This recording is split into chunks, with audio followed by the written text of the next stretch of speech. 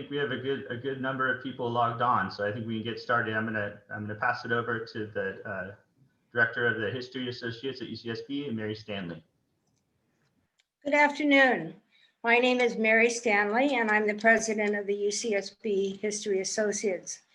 I would like to welcome you to today's presentation on behalf of the History Associates and in partnership with Ann Peterson of the Santa Barbara Trust for Historic Preservation. For those of you who are joining us for the first time, I'd like to share that yearly membership for UCSB History Associates is open to the community. And that information can be obtained by going online to UCSB History Associates. We would welcome your membership. The purpose of the History Associates is to support UCSB and the graduate students of the History Department in their research and their doctoral studies. We also work to develop closer ties with the community through sharing of historical research and information. And during these exceptional times, many students are also in need of additional support, and we welcome donations through our identified funds. I would also like to thank those who have helped us with today's presentation. Kevin McGarry and his team at the Santa Barbara Trust, UCSB Professor Sears McGee, and Vanessa Alvarez of the UCSB Development Office. Following today's talk, Kevin will host a session for questions and answers for all of us.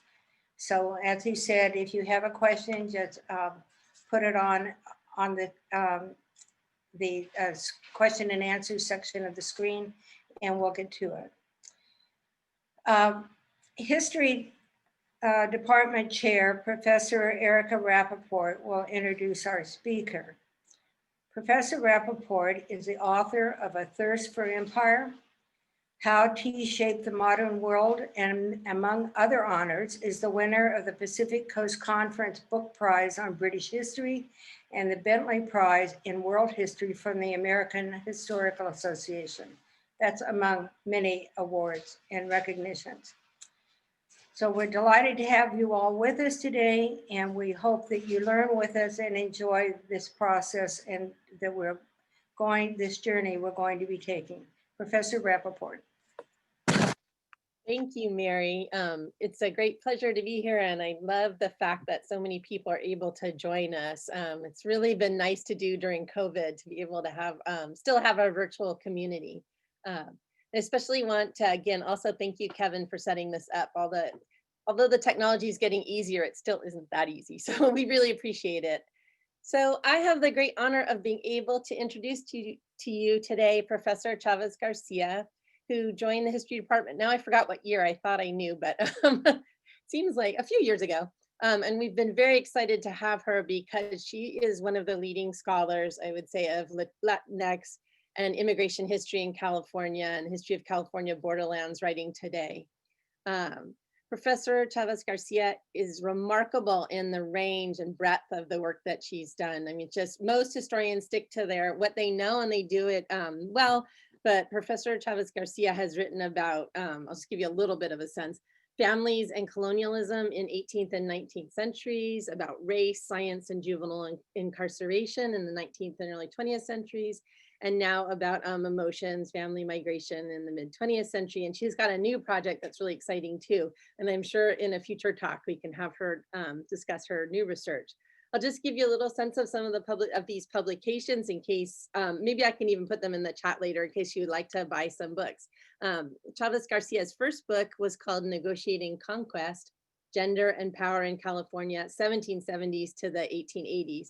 That came out in 2008. And that book is an exploration of Spanish, Mexican, and Native women under evolving legal regimes in the Spanish Empire and Mexican nation during the conquest era of California's history. And then Chávez-García moved on and she had a second book, which is called States of Delinquency, Race and Science in the Making of California's Juvenile Justice System. And that came out in 2012. And that book explores the application of social scientific theories of juvenile delinquency based on scientific racism towards predominantly poor Mexican and Black youth in the Whittier State School for Boys. And so the book illustrates really the transformation and the ideas of juvenile justice from an emphasis on more family and community to professional scientific reform through incarceration. After that, Professor Chavez-García wrote another book, which we're going to be learning about today. And the book that she's going to be speaking from today is called Migrant Longing, Letter Writing Across U.S. Mexico Borderlands. And that came out in 2018. And as you'll see, the book is a very intimate history of the idea of migration across the California-Mexican borderland. And it originated in a remarkable story, which I'm sure she'll tell us about, of a trove of letters that Chavez-García found between correspondence between her mother and father. It's just remarkable, again, that she's moved from the 1770s to mid 20th century in her work. And so it really knows a great deal about California history. And it's really exciting that you'll be able to hear some about the new book. So I will hand you over to Miroslava. And again, welcome you all for being here. Okay. Hi, everybody. Thank you so much for that lovely introduction and for all of this work that's gone behind allowing me to be here and present my work. It means a lot. I want to thank the History Associates, the Santa Barbara Trust, and also all those who joined us today, especially family and friends who I know are here. So thank you. It means a lot to have family to be here today. If you have any questions, I will be more than happy to answer them, but please put them in the chat so that we can collect them. And then at the end, I can answer questions. I'm also, don't have my email up, but I will. I'm more than happy to answer through email, if you phone, Zoom, whatever. I love to talk about my work. I think it's fun. It's really great to hear what people have to say, the responses. So I'm going to go ahead and get started, and I'm going to share my screen so you can see a little PowerPoint. It has some images to go along with today's talk. Let's see, I'm showing the end there already. Okay, I'm gonna have to go, 1 second. Instead of using everything, let me do that. Alrighty. Okay, so we're gonna go ahead and get started on the talk. One thing, I might have to take some sips of water, so I have to pause a little bit in between. All right.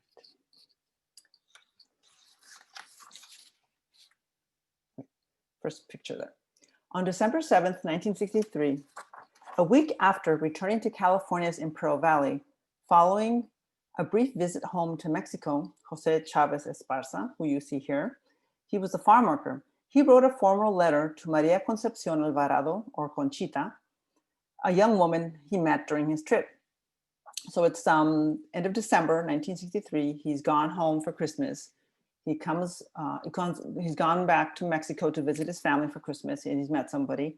And now he's returned home to Imperial Valley in California to go back to work because he was a farm worker. 30 years old and longing for a female companion, Jose quickly initiated a bold letter writing campaign to win her heart and hand in marriage. He forced himself to wait a few days before crafting the message, but as he confessed in the letter, he could not delay any longer, as he had returned, he said, enchanted with her personality and all of her ways. More than likely, though, he feared she might forget him and its intentions if he waited too long.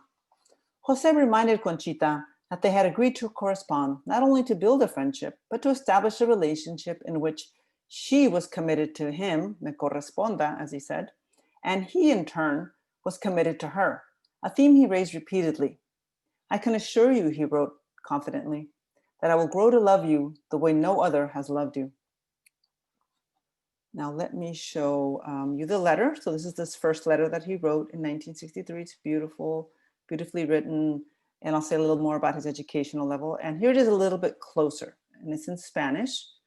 Conchita, le saludo primero y le deseo que haya pasado una muy feliz y alegre Navidad, and so forth. So these letters have been digitized, all 300, and are available at the Huntington Library. The Huntington Library graciously took my letters. I donated to the Huntington Library, and they're online available now. And thank you to Clay Stalls, who was so wonderful in helping me secure those for everyone. So if you're interested, let me know. Okay, I will continue now.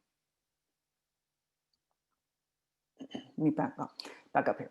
The eloquent communication seemed to have little effect on Conchita, for she failed to respond. Dismayed, Jose dashed off a second letter. So this is a second letter he wrote. Conchita, he wrote. Now let me zoom in. Here it is. Conchita, he wrote, please forgive me for boring you or bothering you, but 3 weeks ago I wrote you a letter, and I am not certain if you received it or not, for I have not received any kind of response, nor has a letter been returned. I beg you to please respond, even if it is true that you do not want to have at least a friendship. 2 weeks later, Jose's waning optimism was revived when he received Conchita's much anticipated, though lukewarm, letter. Now here's her letter as she responds to him. There's no date, but he was able to figure out through the context of the letter what she said in there. She apologized profusely for the delay and explained she was at a loss for words. Since then, however, she had gathered her thoughts. She says, I'm going to be sincere with you the way I think you were with me. Look, I don't feel I love you in a way that would take us beyond friends, she wrote bluntly. The reason for her feeling was, she said, because we barely met. Nevertheless, I do feel immense affection and profound gratitude for the attention. Look, keep writing to me. I like you for a good friend, and as you say, God will decide. Or in Spanish, Dios dirá. Although Jose sensed her reservations, he was overjoyed by her news. Conchita, I wish I could find the most beautiful words to express the joy I feel. as I imagine you would not respond. True that we barely got to know each other physically, but we can know each other intimately by writing and by speaking the truth. Then you can say what your heart dictates. Jose's letters, including the 45 he wrote to Conchita in total, she in turn sent 35.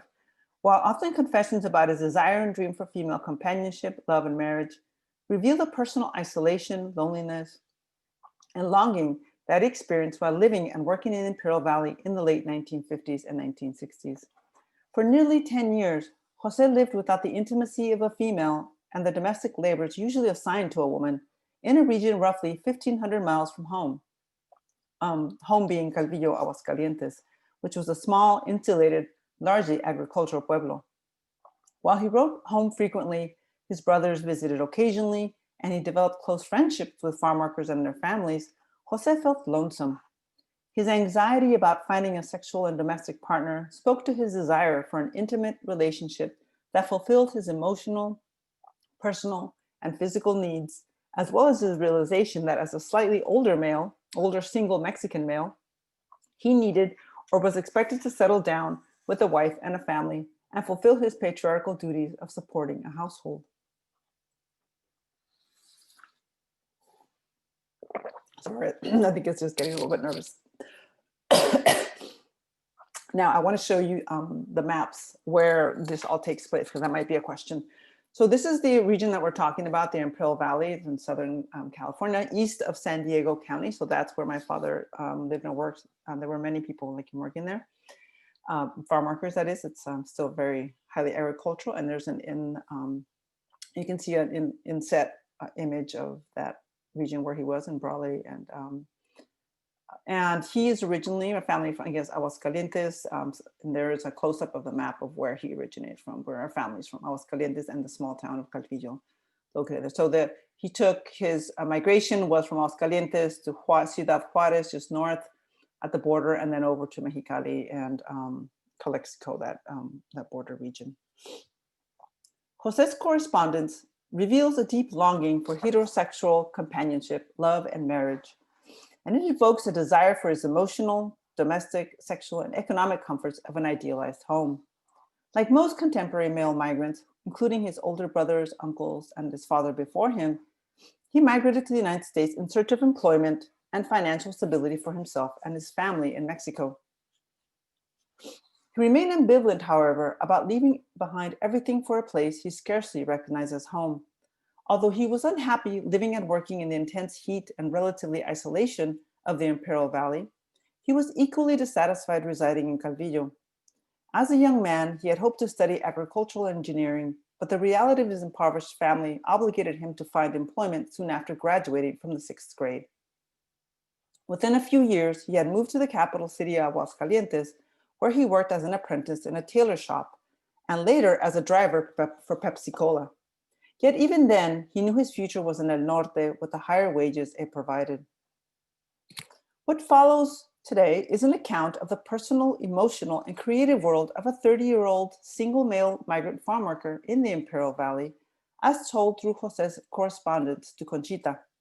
Relying on personal letters written between José and Conchita from 1963 to 1971, my talk today explores migrant longing, courtship, and gendered identity across the U.S. Mexico borderlands.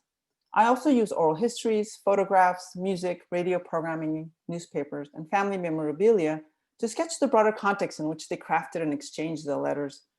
Interpreted as tools of courtship with all of their manipulation, and read closely as emotionally restorative confessions of the heart, with all their sincerity and vulnerability, the letters nurtured and in some ways constituted the relationship. So without the letters, there actually was no relationship. The entire courtship was based on these letters. So the correspondence, though limited to courtship, allowed José to disclose his innermost desires and to craft an identity as a hardworking migrant, loving husband, and sophisticated man living in the borderlands. Histories of the emotional and personal impact of migration and return migration in the 20th century are only now emerging. Until recently, much of that history examined the push and pull factors shaping the movement of migrants north and south across the border. While some scholars have explored the personal decisions involved in migrating, as well as the influence on gender and identity, most have probed the policies and practices that provided both the opportunities and limitations for transnational movement. A notable exception is Ana Rosas' research, using oral histories of migrants participating in the Bracero program, which was a 22-year binational labor importation program between the US and Mexico. Rosas explores the immediate and long-term impact of separation and loss. She demonstrates that despite the emotional anguish and estrangement among family members, sometimes for years at a time, women and their children adapted resourcefully to their new situation by forming new relationships, identities, and strategies, enabling them to thrive amid changing situations.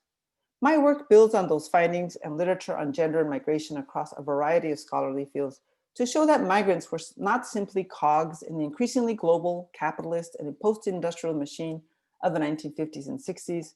Rather, when faced with the loneliness and isolation that came from farm labor, migrants worked to replicate the family structure familiar to them, which was patriarchal, heterosexual, and sanctified by the Catholic Church, even when that family took on new meaning and operated imperfectly in the borderlands. As the letters attest, migrants had hopes and dreams for their families, and they sacrificed to build those futures, even if it meant leaving behind everything they knew and forming new identities to satisfy their needs and craft a future they could call their own. So let's move on to the next image, if I can change this. Let's see here. There we go. All right.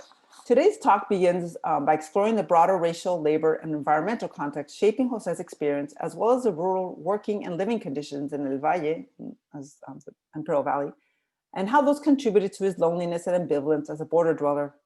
Next, I examine the rituals of courtship and the range of cultural tools, including letter writing, the English language, photographs, music, and radio, José used to draw Conchita closer and forge an intimate relationship where none existed. The correspondence indicates that José reinvented his identity as a relatively poor, rural, and solitary migrant male to one of a sensitive and urbane gentleman in the hopes that Conchita would accept his marriage proposal. Finally, it shows that while Conchita did finally agree to marriage, her decision was not exclusively a result of the courtship rituals. Instead, her limited educational and economic opportunities and her family's increasing impoverishment convinced her to tie the knot and to relocate with him to La Frontera. Knowing her family would have one less mouth to feed, Conchita hoped to lessen their financial burden and set them on a path to economic security. When José arrived in the Imperial Valley in the early 1950s, demand for agricultural workers remained strong, even though the end of World War II had eased labor shortages on the home front.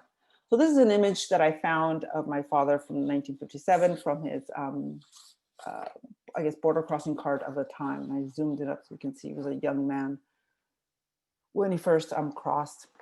For decades, the region had occupied the central role in the development of California's agricultural economy.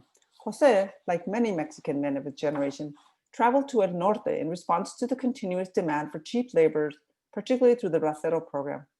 After the war, sustained demand by agricultural employers for low-cost, dispensable, and manageable workers, as well as cries of labor shortages due to the onset of the Korean War, convinced U.S. State Department officials to extend the program repeatedly, the bracero program that is, despite heated protests from organized labor, nativists, and Mexican officials. So this is one of the places where he eventually traveled. He's not in this picture, but it's an image of Empalme, Sonora, one of the main stations for braceros heading north. The incessant demand for laborers and the practice of hiring workers outside of the official parameters of the program convinced many other Mexican men in turn to head north to try their luck as laborers and, if needed, as undocumented workers, since they knew employers hired first and asked questions later. This surge resulted in the migration of hundreds of thousands of potential workers, given the misnomer of wetbacks.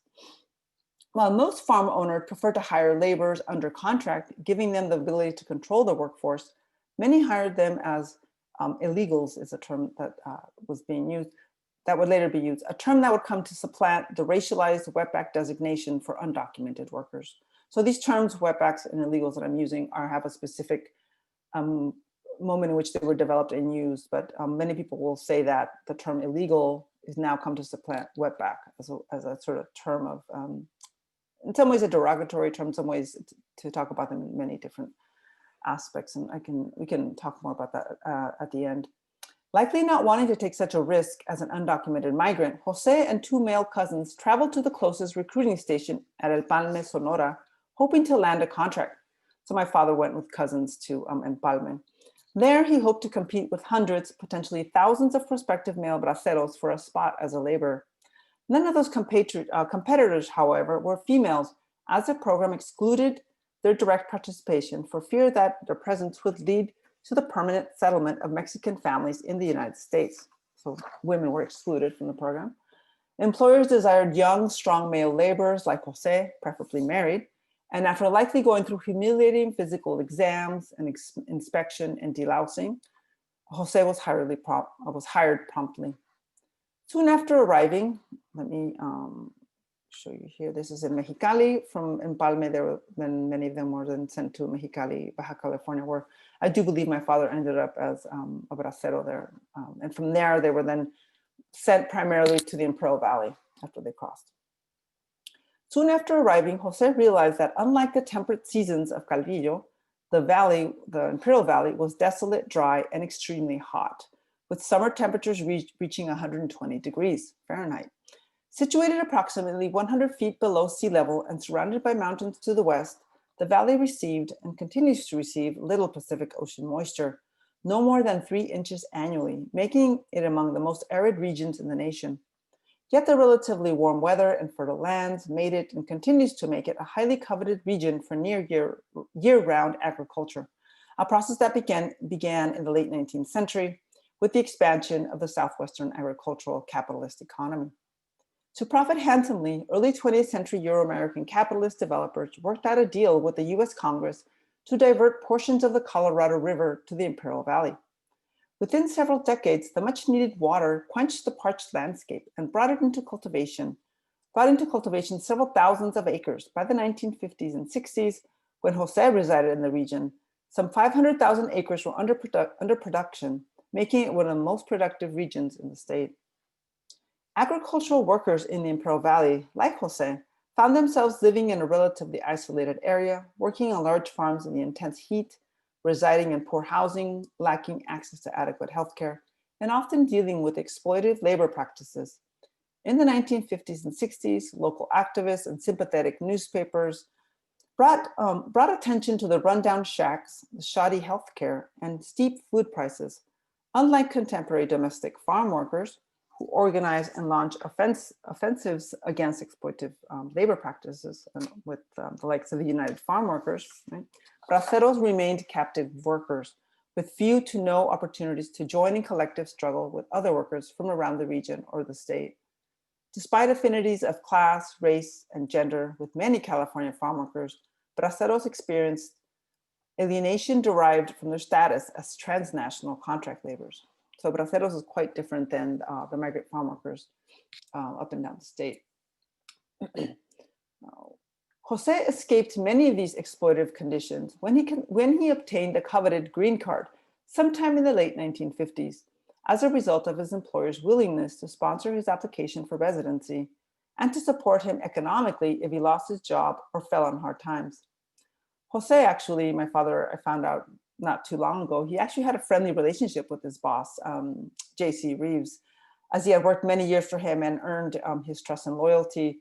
In correspondence with Conchita, actually, Jose, my dad, referred to Reeves as el patron and as a buen amigo, as a good friend. And later, I also found out recently that he used to visit his home and so forth. So they had a pretty good relationship, it sounds like.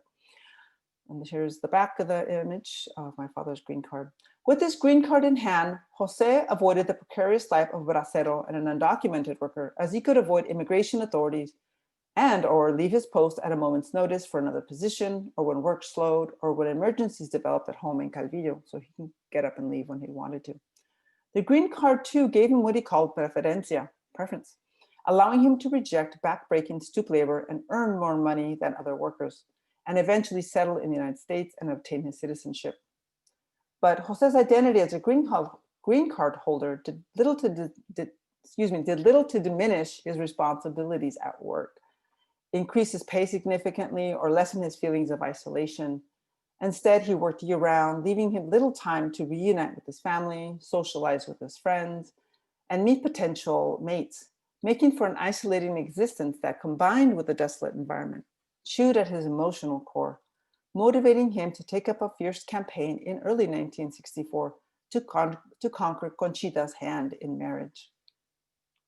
So let's move on now. So you know a little bit about the background. So here's Conchita in 1961. She was 13 years younger than him. Nearly 5 weeks after Jose began writing letters, at the end of 1963, he seemed no closer to convincing Conchita of the proposal. After waiting 12 days for her to respond to his latest letter, his third letter, Jose hurriedly sent an extra letter at the end of January 1964. He had written it, he explained, not because he had become disillusioned or impatient with her silence, but rather to reveal his true feelings. Although he remained confident, Jose was not completely blind to Conchita's lukewarm response. He wrote, "It is true that we barely got to know each other when he visited in December. He had not spoken to her," he said, "because he lacked the experience and nerve to speak to her, especially because she was muy bonita," very beautiful. He said, "I am not one of those types of men who have the facility of speaking easily to the girls because I think I am not attractive," or he said in Spanish, "soy feo." He explained, using self-denigrating language to position himself strategically as vulnerable. And this is from her school. I think it's from her middle school. To convince her of the fateful nature of the relationship, Jose explained a coincidental yet reassuring, or what he called a curioso, event about their courtship on the day he received her first and only letter. That day, he said, he had nearly given up hope that she would write. He had become so disappointed that he had erased her name, Shelley, which he had translated literally from Conchita, from where he had written it on the inside of the tractor where he worked. So apparently he had written her name in English, right? Which he translated to Conchita, and he had erased it because he had given up hope. He likely used her name, which he recited every day aloud, he told her, to keep alive his hope for marriage. Moreover, by Americanizing her name, he went a step further in demonstrating his expectations that she would not only join him as his wife, but also adapt culturally, as he had, to the new environment. Earlier in the day, when her letter finally arrived, he continued, he said, "I said today I must receive a letter from Shelley. That's how I'd written it. I translated it in English," he explained. "And if I don't receive it, I will not write to her until she writes to me. And that day I received your letter." While Jose believed it was more than coincidence that her correspondence arrived on the day he had given up hope, Conchita was not convinced. Nearly 2 weeks later, Conchita sent a second letter, brief and less enthusiastic than Jose had desired. She said, "Although you might not believe it," she explained, "I don't have a lot of free time as I'm studying and the additional housework that I have to do, that time escapes me. As one of the 2 oldest daughters living at home, she and her older sister were responsible for much of the daily domestic chores, including washing, ironing, and cleaning for a family of 12 to 13. According to Conchita's siblings, the family's increasing impoverishment, a result of her stepfather's poor financial planning related to the family estate left behind by Conchita's biological father, who was killed by an unknown assailant when she was a child, also meant that her labor was crucial to the household. Moreover, when she did not tend to domestic chores, she focused on her studies. As she was nearing the completion of La Secundaria middle school, an unusual feat for girls from rural Mexico, from rural areas in Mexico at the time. Yet Conchita was not completely closed off to the idea of the courtship, and likely the attention that came with it.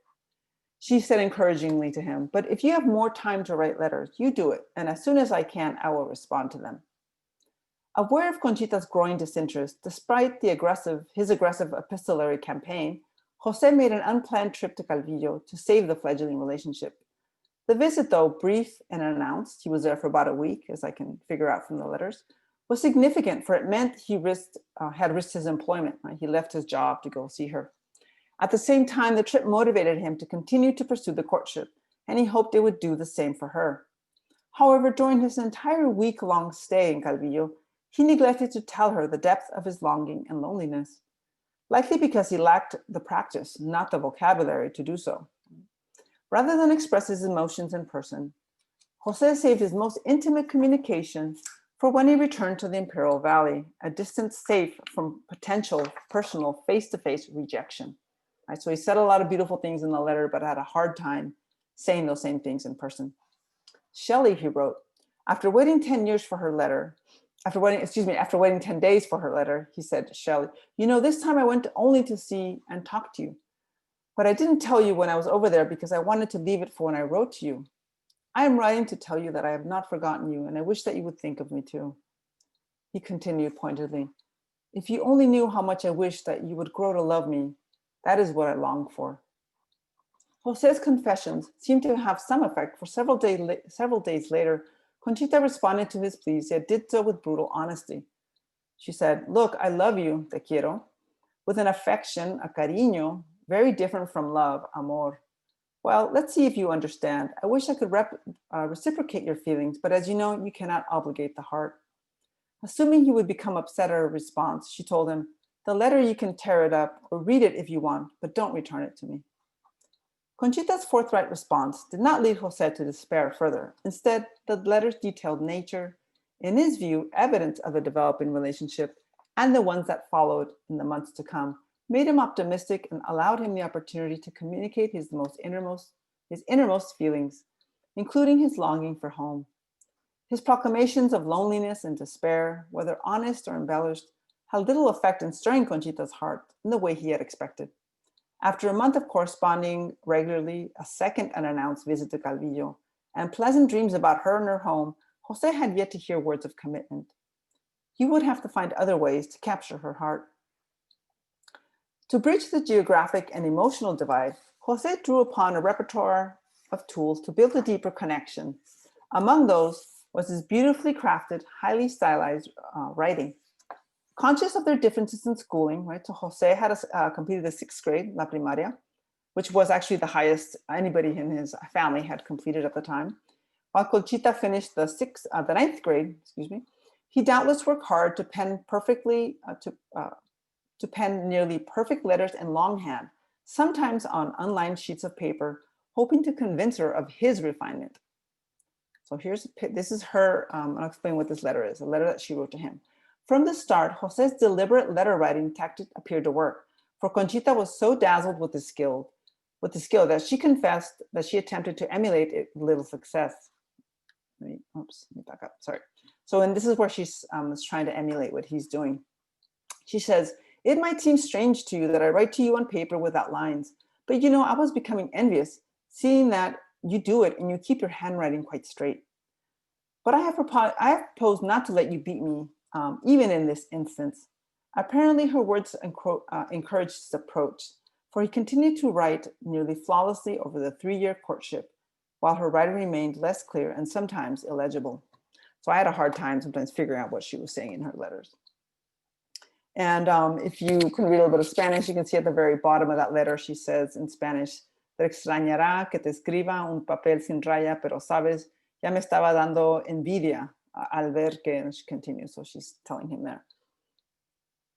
Jose also used his English language skills, though less than impressive, to win her over. So he used his letter writing. He also tried to convince her that he knew how to speak English.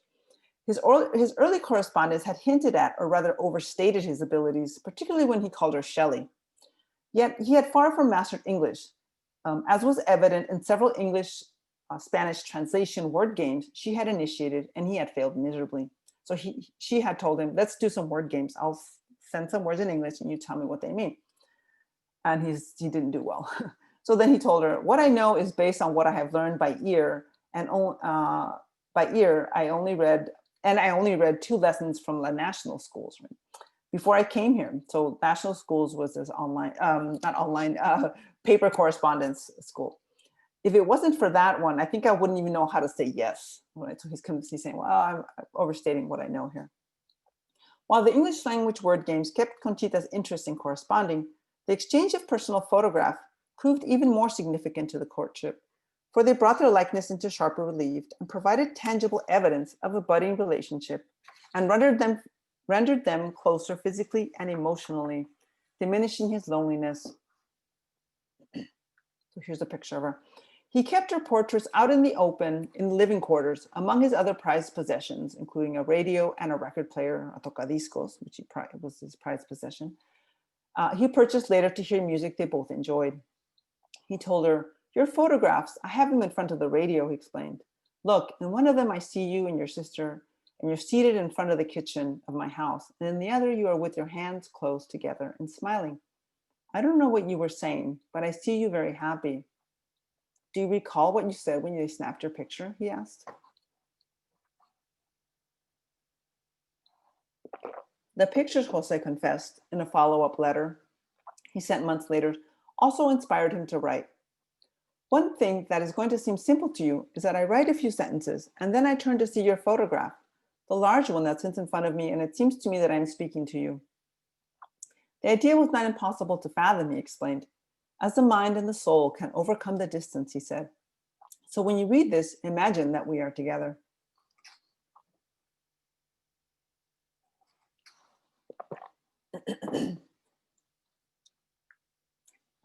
This record. Photographs provided a vivid reminder of each other's image across the vast divide. Spanish language songs occupied a deep, thoughtful connection, as they touched an emotional core and strengthened the epistolary-based relationship. Like many Mexican farm workers of his day, Jose treasured listening to Spanish language music, for it brought reminders of home, family, and community, and reinfused Mexican culture across the U.S. Mexico borderlands. As he told Conchita, he listened to tunes in the car, on his way to and from work, and at home on the radio, and later the record player. For Jose, the lyrics from a song served as the primary form of expression and communication with Conchita, assisting him with conquering her heart. This kind of explains to me later on why this song was so important in our family, and Connie Francis. We listened to Connie Francis quite a bit when I was a child, and I never knew why. Jose not only used music to bridge the physical and emotional divide, but also Spanish language programming on radio stations across the U.S. Mexico borderlands. So this is a radio station that they listened to. It was a border blaster, as they call it, from Mexicali, and it transmitted all across the United States. So he would listen to it in Pearl Valley. Call-in dedication shows, which were extremely popular among Spanish language audiences and still are today, provided Jose with the perfect opportunity to convince Conchita of the sincerity of his intentions. Moreover, by professing his love on air, he gave witness before countless of listeners. He said to her, I want to dedicate some songs to you on Yellow from Ciudad Juarez. I can hear it here in the Imperial Valley very well, and it has a program called Serenata Internacional, International Serenade, an hour-long radio program playing tunes solicited by sweethearts. He told her, tell me if you can hear it so I can dedicate some songs to you. That way we can hear them at the same time. In a follow-up letter, Jose explained, on Tuesdays, a disc jockey, a locutor, goes on the air, and to him I want to send a request to dedicate some songs to you. Jose's plans were foiled, however, when he learned that the disc jockey went on vacation. Fine, he said, later we will attempt that. While the exchange of favorite melodies, photographs, and correspondence warmed Conchita to the courtship, her diminishing prospects for a career and the economic independence that came with it made her reconsider his marriage proposal. Indeed, when Conchita learned the news that she would be unable to pursue her education, Likely due to her family's increasing impoverishment, Jose's hopes for the future were bolstered. Elated that she would remain in Calvillo under her family and likely the community's watch, Jose nevertheless consoled her. So she was 18, finishing secondary school, and wanted to continue her studies in Aguascalientes, but she could not do that. And she was upset about it. He said to her, "I'm so sorry that you are sad for not continuing your studies. I too wanted to study when I finished La Primaria, but I couldn't. The career was too difficult and costly," he explained. Following Conchita's disappointing news, the tone of her correspondence took a noticeably shift in disinterest to interest in Jose's personal and family life. Unlike in previous instances, news of his plans to visit Calvillo, this time in late to fall 1964, made her particularly hopeful. So he didn't go very often. And actually in the 3 years that they corresponded, they met 3 times. So he wrote to her, she wrote to him. She was very happy to hear he was coming to visit. And she says, "I'm happy to hear that you have decided to come and stay for a long time." So she thought he was coming to stay for a while, which isn't what happened. By the time Jose arrived in Calvillo at the end of 1964, his aspirations for marriage and Conchita's consciousness of her need to ameliorate the economic want in her family created an environment ripe for marriage. Though few details remain about his holiday visit, for Jose, the trip proved to be a milestone in the relationship, for Conchita expressed a warming acceptance of the marital proposal and growing affection, but fell short of agreeing to the marriage. "Even though when we spoke," Jose admitted, "we never said romantic things, I believe we love each other very much. And when you are my wife, I won't have enough with which to repay God for so much fortune." He said in Spanish, dicha, right? Fortune. Jose's longing for Conchita's reassurance to the relationship, as well as her expressed fidelity, did little to elicit a response from her, for she was busy transitioning from one place of employment to another, less respectable, according to contemporary gender conventions. Sometime in late 1965, Conchita had to quit a job she had in sales in Aguascalientes in favor of a position of a traveling sales girl. As Jose later learned, Conchita and her older sister had accepted that job offer from a local traveling salesman who frequently bought beauty and medicinal supplies in Guadalajara to sell them door to door to customers in Zacatecas and as far north as Durango. So they were traveling, selling these items. Conchita's mother initially resisted the idea because they were muchachas with little experience or young. But because of the poverty and not knowing what to do for support, Conchita's older sister explained years later, Tia Asunción, she provided this interview. Their mother finally relented to allowing them to leave. "We had to work," she said, "and we weren't used to working because we were among the rich of Calvillo, los riquillos," she said. "We had one of the best houses, we had wealth, we had things. We were among the best dressed, but everything was sold bit by bit." Doubtless, employment as traveling sales girls brought a measure of shame as it questioned the girls' sexual virtue and honor and confirmed the family's desperate economic need. Indeed, for many years, the sisters' experiences remained a guarded family secret. A few weeks after Conchita's return, her expression of romantic sentiments grew, especially by the end of 1965 into early 1966. Sometimes in late February or early March of 1966, during one of Jose's brief visits to Calvillo, Conchita agreed to go along with the marriage plans, even though she was not romantically in love with him or had said yes formally to the proposal. And actually, none of the letters indicate that she ever said, "I do." And I don't think she ever said yes, according to some family members, to him, until she was at the altar. Jose knew that she had yet to fall in love. He said to her, "My biggest fears are that you do not grow to love me and that you end up to leave me." He says, "Me llegaras a terminar." But now everything seems different, and I give thanks to the heavens for having such a beautiful hope and love. This is their marriage. Although the letters are silent as to the details of their engagement, they moved ahead swiftly with their wedding plans and future as husband and wife. Indeed, within a few weeks, they had selected the padrinos, the godparents agreed on the month of September for a modest ceremony and celebration, and even made plans for her emigration to the United States. Unlike many male migrants of the day who willingly left or were forced to leave their wives in Mexico, Jose had no plans of leaving Conchita in Calvillo and was confident that the marriage to a green card holder would make it relatively easy and quick, he said, to arrange the crossing, La Pasada. So he thought they would have no trouble crossing. Jose was mistaken, however, as it took more than 2 years for Conchita to obtain her residency. as a result of new policies and the delays in implementing those new rules. For Jose and Conchita, it meant living in Mexicali in severely impoverished conditions, for they had not prepared financially for the delays. Finally, December of 1968, after the birth of their two children, the family obtained the green cards and migrated to the Imperial Valley. Approximately 4 years later, tired of the demands of agricultural work and lured by the prospects of service employment in the emerging technology sector of the Silicon Valley of San Jose, where we ended up, and by his brother's offers of support, so his brothers already lived there, Jose and Conchita packed their bags and headed north. Their social and family networks, so crucial for migrants' ability to navigate the new environment successfully, enabled them to find housing, employment, and schooling for the children, and to reunite with family and friends for Calvillo. So there was quite a big network already in San Jose. Conchita's family in Mexico, however, remained impoverished, and after a few years, almost all of her siblings, as well as her mother and her stepfather, migrated north one by one with Conchita and Jose's assistance. So here's the conclusion.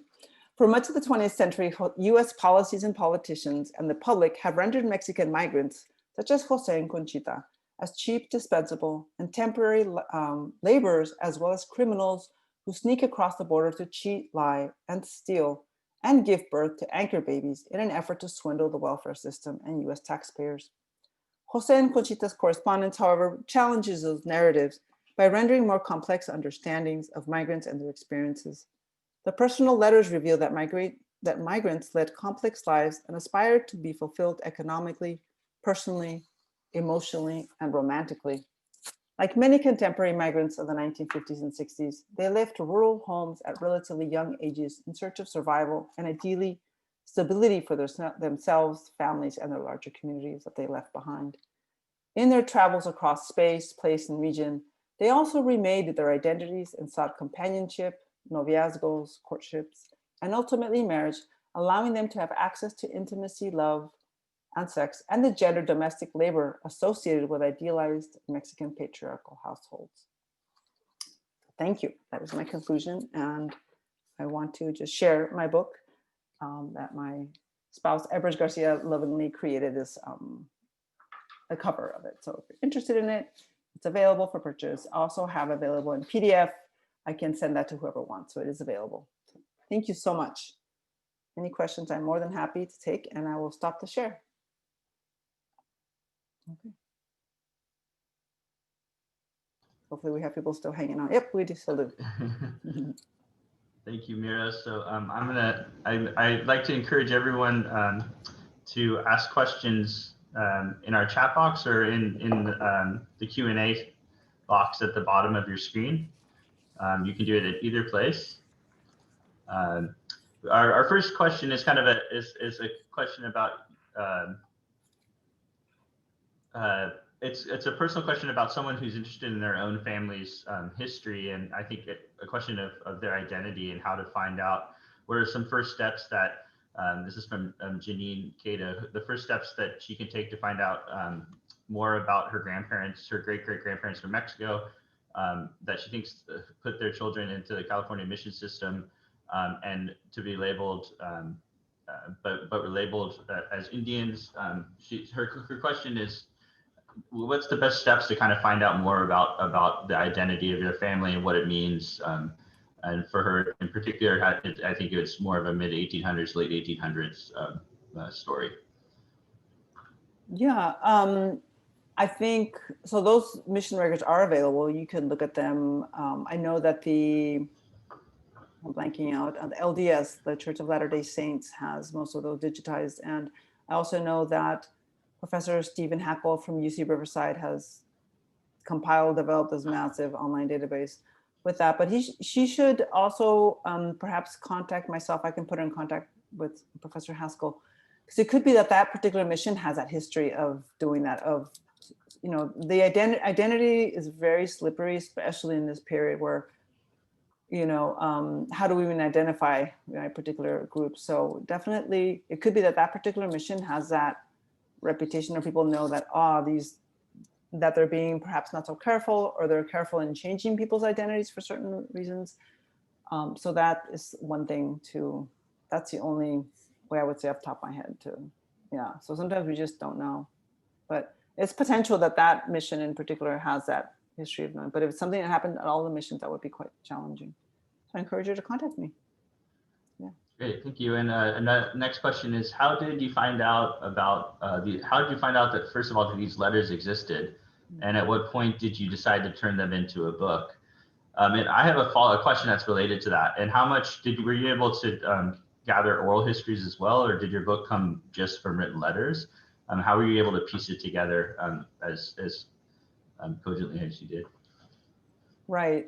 Yeah, I didn't know about the letters. So one thing I didn't mention in this talk, so tragically, my parents were killed in a car accident in 1981. So my brother and I and my grandmother and my parents, we were traveling back from Mexico from after a holiday trip. And so my parents were killed in 1981. I was 12 years old. My brother was 13. And our grandmother also died of my father's mother in the accident. So so after they passed away, obviously our lives were turned upside down, but we ended up to live with my uncle, my father's youngest brother, who plays a very large role in all this, but nevertheless, so after we ended up to live with my uncle for a number of years, and then, we both went to college, my brother and I went to college, and during when I was in college, I would come home to visit the family. And a lot of our things had been stored when the accident happened. We got rid of most of everything. We stored some things in the basement. And during one of those trips, I recall seeing those letters, a stack of letters folded, they were still in the envelopes, and I just saw it and I thought like, oh, this would be fun to look at. And at the time I was in college, I was not interested so much because it was handwritten. I couldn't make sense of it. And so then I put them away and I never saw them again and forgot about them. And then in, I want to say 2012, my aunt who raised me, my aunt and uncle, she passed away, and my uncle was cleaning the basement. And he came to visit me here in Santa Barbara, and he brought them. He said, here, these might be of interest. And he just put them on the table. And I had just finished my second book, and I thought, perfect timing. I started going through them, and it was it was like back and forth, which is unusual to see.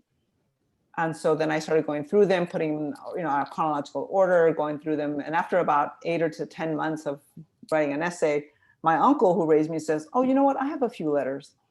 So then it turns out this few letters, it's in the house where we were raised, in that same basement. And we go down to the basement, and he pulls up this big trunk. It's dusty. He pulls it up, and we open it, and he looks inside, and he goes, wrong trunk. So he closes it, goes back down inside, comes back up with another trunk. He opens it, and in there he has more than 200 letters, right? Folded neatly, his letters that are from the same time period, written to the same people, letters between him and my father, letters between my uncle and his father, which is my grandfather, brothers, friends writing to him, to my uncle. So my uncle, what happened, my father goes in 63 or is in the Valley. My uncle follows him in 1963. So my uncle then goes to Imperial Valley, stays there for about a year or two, I'm forgetting, and then he leaves to San Jose.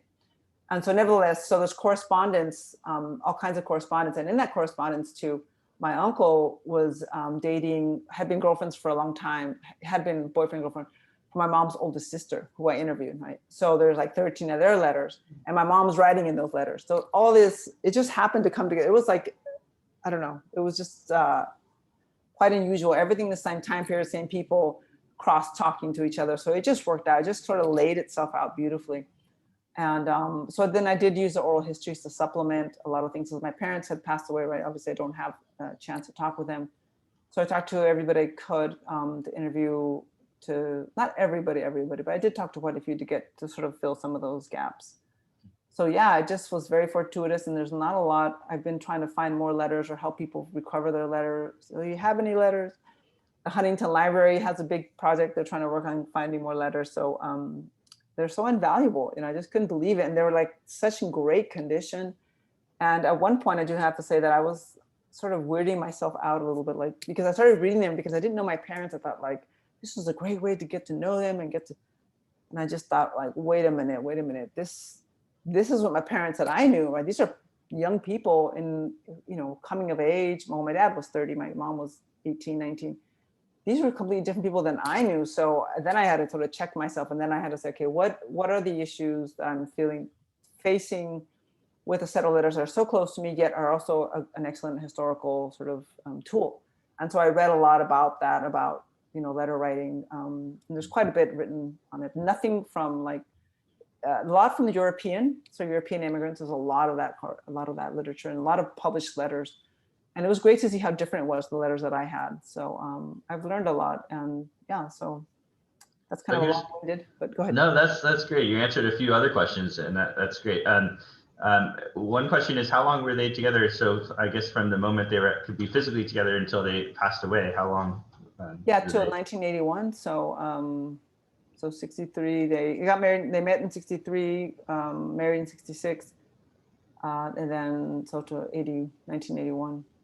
And then they're buried in Mexico. And you and your brother, they're only 2 children? Yes. And both born in California? No, we were born on the border in Mexicali. So that's because we were there for those 2 years. We were born, my father was a commuter, so he would commute every day.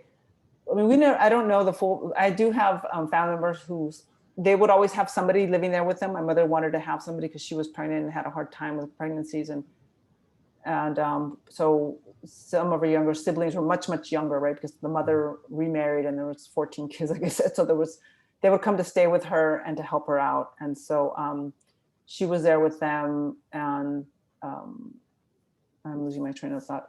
So yeah, they were in that. So we were born there, and then I think I was a few months old. My green card doesn't have my picture. Like, I don't know what I did with it, but it doesn't have my picture. And my brother was like an infant as well.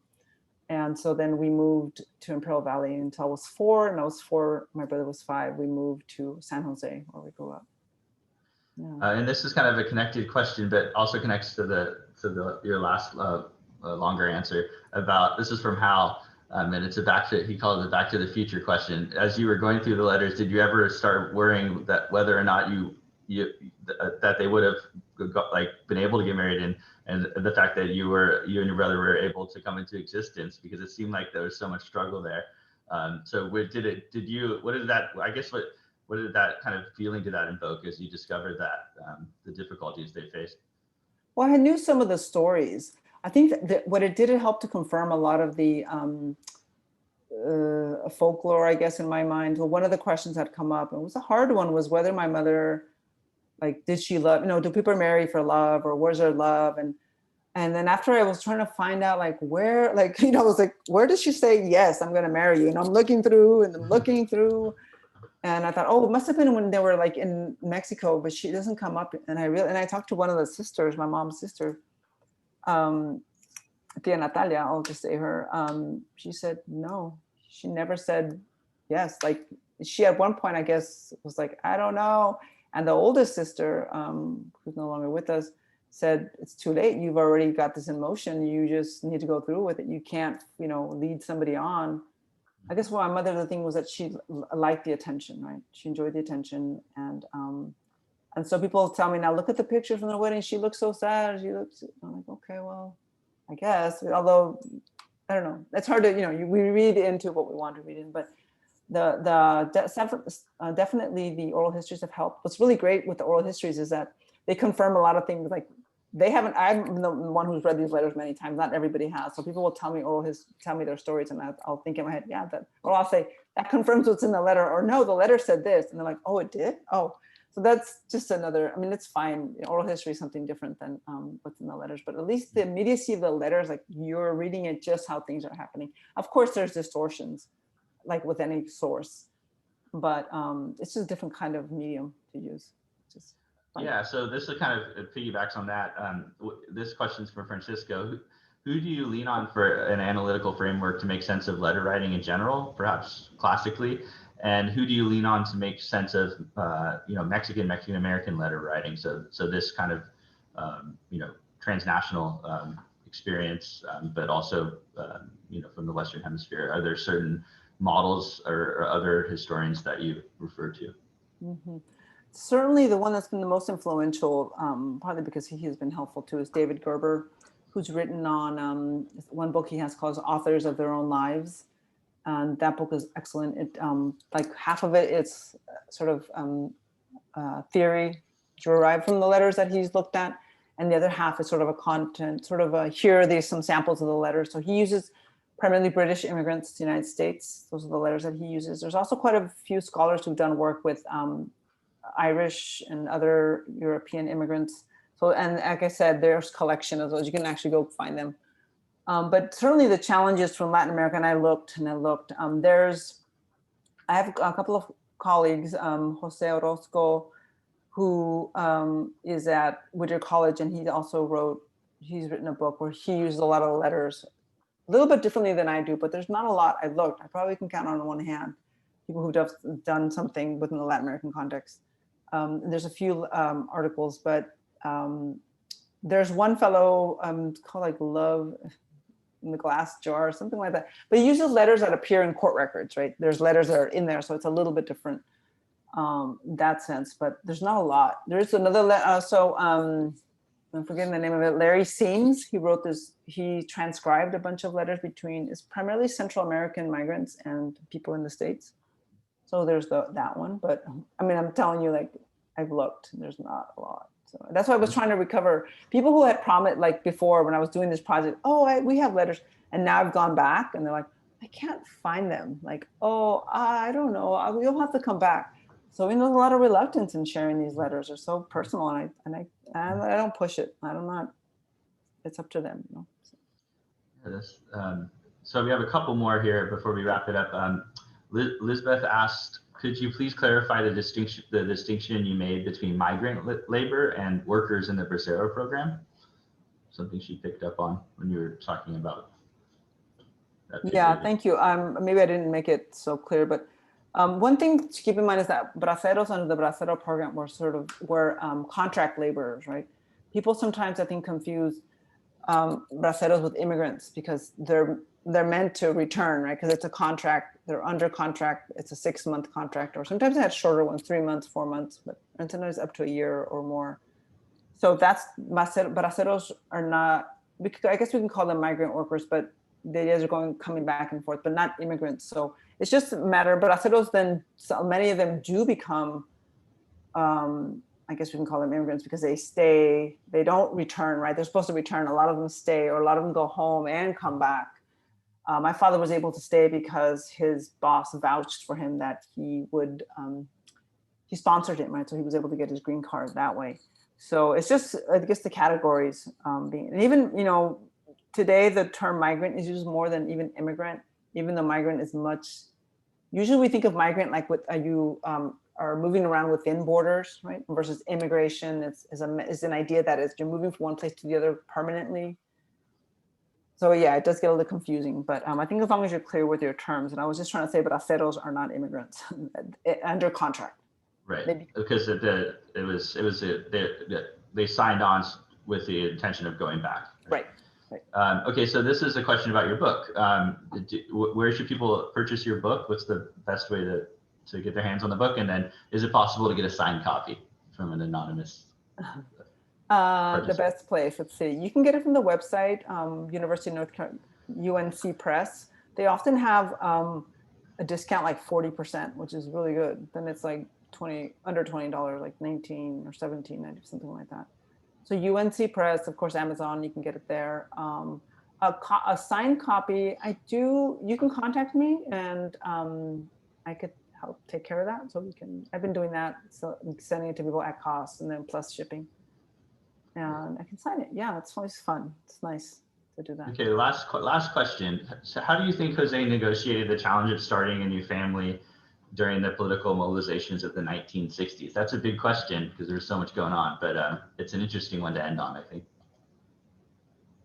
During the political mobilizations. I think it means just all of the, right. Everything happening in both countries in the 1960s, maybe. It's interesting. I think that a lot of, I saw lots of aspects of political currents, but not necessarily about civil rights movements. My uncle's letters, he mentions the terms Chicanos, and I was just floored, right? This is 1962 or 63, my uncle writes the Chicanos.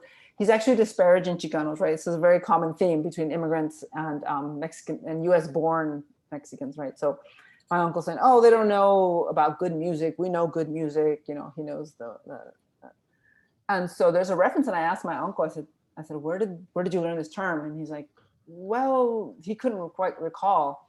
So it's there, but it doesn't creep up in the way creep into this particular. My father's, working class immigrant labor.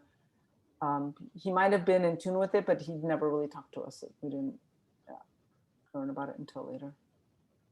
And then I just have a final question about getting in contact with you. Can I share your UCSB email? Is that the best way? Please do, yes. Okay, That'd be so I'm great. putting that in Okay. the chat now. Yeah, thank you. Can I write in the chat or no? I don't know. Yeah, you should be Oh, able okay. to. I'll do a shorter one. I just realized shortly, not too long ago. And then I also, if you go to my, hold on, there's one there. And then I'm happy to share my cell phone too. It's everywhere, so. I think you have to click, I think you're just going to the panelists. You might have to click on the two and then go to all panelists and attendees. Yeah, but I can repost it for you. Okay, I can get both.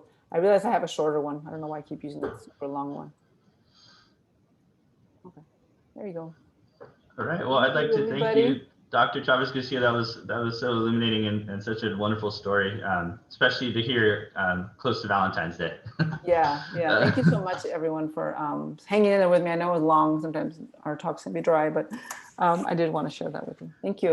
Thank you. And everyone who's still here with us, thank you for joining. We're going to have another lecture in early February. If you go to our calendar at sbthb.org, you can see that. I'd like to thank the History Associates, UCSB History Associates, Mary and Erica and Sears, and everyone there for co-sponsoring this talk. And we hope you join us for future lectures. Thanks so much.